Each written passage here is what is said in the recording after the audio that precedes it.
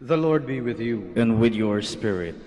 A reading from the Holy Gospel according to John. Glory to you, O Lord. Jesus said to his disciples, I am the true vine, and my Father is the vine grower.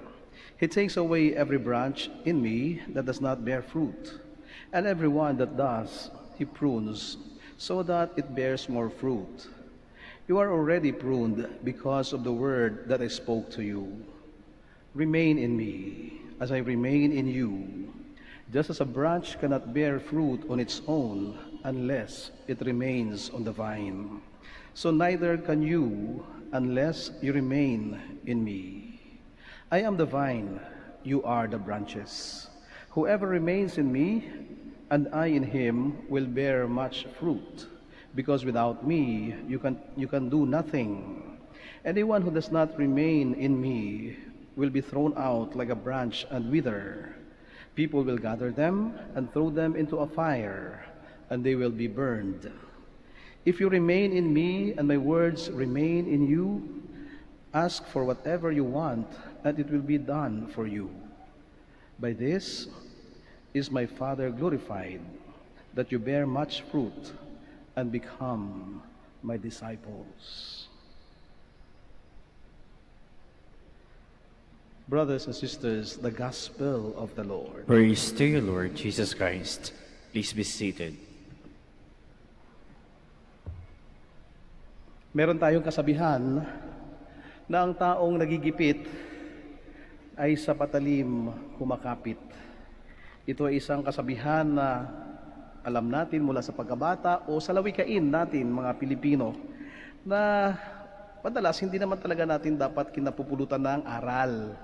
O marahil pwede rin dahil although it's not inspiring, pero madalas ginagamit kasi natin itong salawikain na ito upang mga tuwiran o sa ating pangangatwiran, no? Na kaya tayo ay kumakapit sa patalim sapagkat tayo nagigipit, no? Kapag ka walang-wala, kapag ka isang tao ay nahihirapan, kapag ka isang tao ay naiipit sa isang sitwasyon, no? Ang sinasabi natin, wala eh. Kaya sa patalim ako kumapit, no? Ang ibig sabihin, no, minsan ay nagpapasya tayo na gumawa ng mga pangahas na bagay sapagkat tayo'y nasa gitna ng kagipitan o tayo nahihirapan o tayo'y gumagawa ng masamang bagay o nakakagawa ng masamang bagay sapagkat sinasabi natin, wala na ako magagawa. At ipit na ako, naipit lang ako dahil sa kagipitan. At sabi ko nga, madalas ginagamit natin ang salawikain ito o kasabihang ito hindi para magbigay ng inspirasyon, kundi minsan para bigyan ng katwiran o kaya i-justify natin no, kung ano man yung masamang nagawa natin. But kahit ano man ang sabihin natin, kahit ano pa ang pangangatwiran, kahit gaano pa natin ituwid no, ay isang bagay na mali, sa kahuli-hulihan, ito ay mananatiling mali. Because bad will always remain bad and wrong will always be wrong.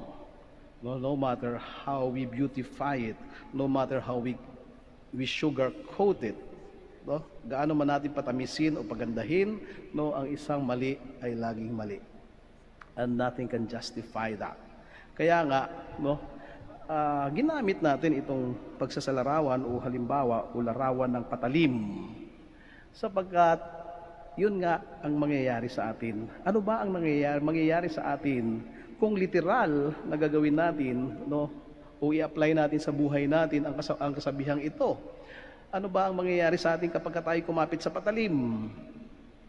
Tayo'y masusugatan, tayo'y dudugo, o di kaya kapag malakas ang ating kapit sa patalim, no, kalalaunan, no, tayo ay bibitaw din sapagkat mapuputol ang ating mga daliri at wala na ring maikapit, no? Hindi na rin tayo makakakapit. Kaya nga ibig sabihin, ito ay hindi nagbibigay ng pangmatagalang solusyon sa buhay natin, kundi marahil panandali ang solusyon lamang ang paggawa ng masama o kaya makagawa ng masama, no?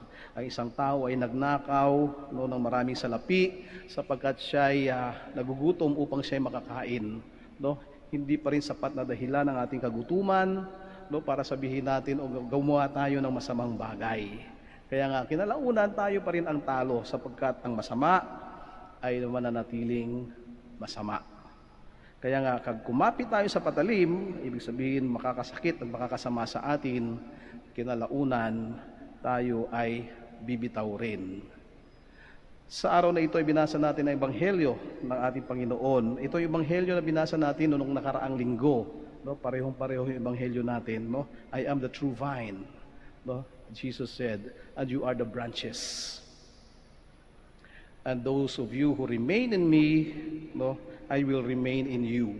No? So ang tanong sa atin, ang pinapaabot sa atin ng ating Panginoon, kapag ka ikaw'y nahihirapan, kapag ka ikaw'y nagigipit, kapag ka ikaw'y naiipit, huwag kang kumapit sa patalim. Sa akin ka kumapit. 8 beses, no, na binanggit ng ating Panginoon sa Ebanghelyong binasa natin ang salitang remain. Manatili ka sa akin ka kumapit, sa akin ka dumikit. Remain in me because I will remain in you.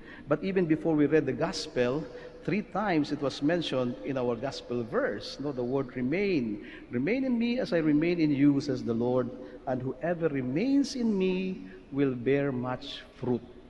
No? Sapagkat hindi napuputol o hindi bibitaw o hindi ko bibitawan kung sino man ang kakapit sa akin. Hindi katulad ng patalim, makakakapit ka sa panandaliang panahon, subalit kalaunan, ikaw rin ay bibitawan at puputulin ka at sasaktan ng patalim na iyong kinakapitan. Subalit sa akin, remain in me and I will remain in you, and if you remain in me, you will bear much fruit. No? At dito sa dulo ng ating Ebanghelyo, no, binanggit rin natin ng ating Panginoon kung sino man, no, ang mananatili sa akin at sa aking mga salita. No, hilingin ninyo sa aking Ama kung ano man ang inyong kahilingan at kung ano man ang kailangan ng inyong mga puso at ng inyong buhay, at ito ay kanyang ibibigay sa inyo. No? Ask for whatever you want, and it will be done for you.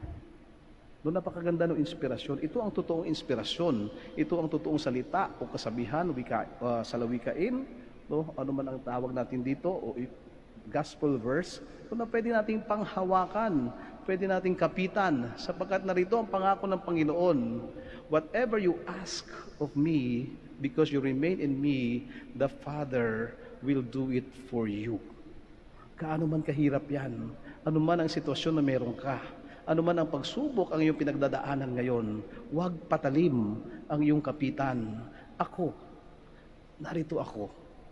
I am the vine.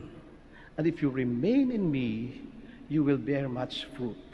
And whatever you ask of the Father, He will give you. No? Andun ang totoong dapat kinakapitan natin. At ito ang paalala at paanyaya sa atin ng Panginoon sa araw na ito. At sa buhay natin, no? Na tayo ay manatili sa Kanya. Tayo ay manatili na nakakapit, nakadikit at nakaugnay sa Panginoon. Because without the Lord, sabi nga, we can do nothing. Wala naman tayo talagang magagawa. Kaya nga, nung tinanong ng Panginoon, noong kanyang mga alagad, pagkatapos magsida balikan, no, ng mga taong tinanong niya, kung gusto niyo talagang sumunod sa akin, no, buhatin ninyo o pasanin ninyo ang inyong krus araw-araw at sumunod kayo sa akin. At nung sinabi ito ng Panginoon, marami, libo-libong mga sumunod sa Kanya ay nagsibalikan at nagsiuwian sa kanilang mga tahanan. At nang siya'y lumingon, nakita niya, sumusunod pa rin sa Kanya ang Kanyang mga alagad, ang Kanyang mga apostol. No, at ang sinabi, ang tinanong ng Panginoon, o kayo rin ba? Iiwanan niyo rin ba ako? Bibitaw na rin kayo? At ang sabi ni Pedro, Panginoon, kanino kami kakapit? Saan kami pupunta? Ikaw, una sa iyo, no, ang salita ng buhay na walang hanggan. To whom shall we go? You have the words of eternal life. Without you, we are nobody. We can do nothing. And this is the same with us. Hindi patalim upang pangatwiranan natin ang mga masasamang ginagawa natin. Sapagkat kung sa Diyos tayo kumapit, mabubuting bagay ang nakalaan para sa atin.